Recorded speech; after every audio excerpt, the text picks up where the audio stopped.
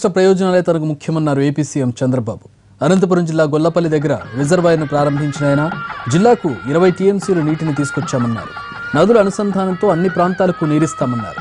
మార్చి వరకు నీరు కావాలంటే మరో 12 టీఎంసీలు అవసరమన్నారు. కష్టాలు గట్టెక్కిస్తామని ప్రజలు టీడీపీకి ఓట్లు వేశారని గుర్తు చేశారు. ఆదాయం తగ్గిన సంక్షేమ కార్యక్రమాలకు ఇబ్బంది లేకుండా చూస్తున్నామన్నారు. పేదవారికి అండగా నిలవాలన్నదే ప్రభుత్వ లక్ష్యమన్నారు. అనంతపురం జిల్లాను ఉద్యానవన సాగుకు కేంద్రంగా మారుస్తామని ప్రకటించారు. గొల్లపల్లి రిజర్వాయర్కు ఎన్టీఆర్ రిజర్వాయర్గా నామకరణం చేశారు. రాయలసీమకు న్యాయం జరగాలి, నీళ్లు రావాలి, కరువు సీమను ఆదుకోవాలని హంద్రీ నీవా ప్రాజెక్టుని ప్రారంభించారు. అదే సమయంలో గాలేరు నగిరికి కూడా శ్రీకారం చుట్టారు. తెలుగు గంగ ప్రాజెక్టు కూడా శ్రీకారం చుట్టారు.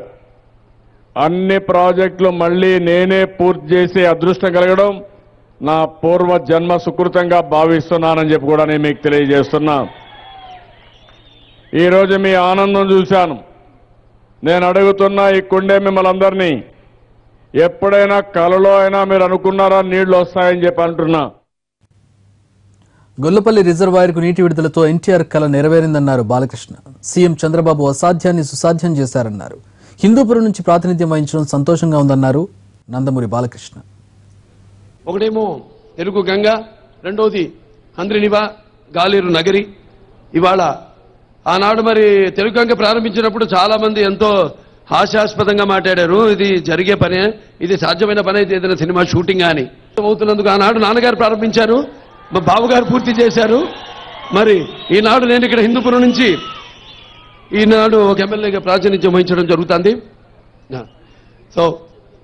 సో ఏది ఏమైనా ఎవరు మొదలుపెట్టారు, ఏ ముహూర్తాన్ని మొదలుపెట్టారు ఆయన, అది ఎవరి చేతుల మీదుగా ప్రారంభింపబడిందో, ఎవరి చేతుల మీదుగా అది పూర్తవ్వబడాలో అది భగవత్ నిర్ణయం.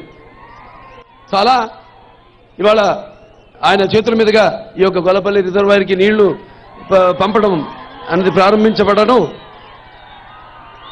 చాలా సంతోషంగా ఉంది.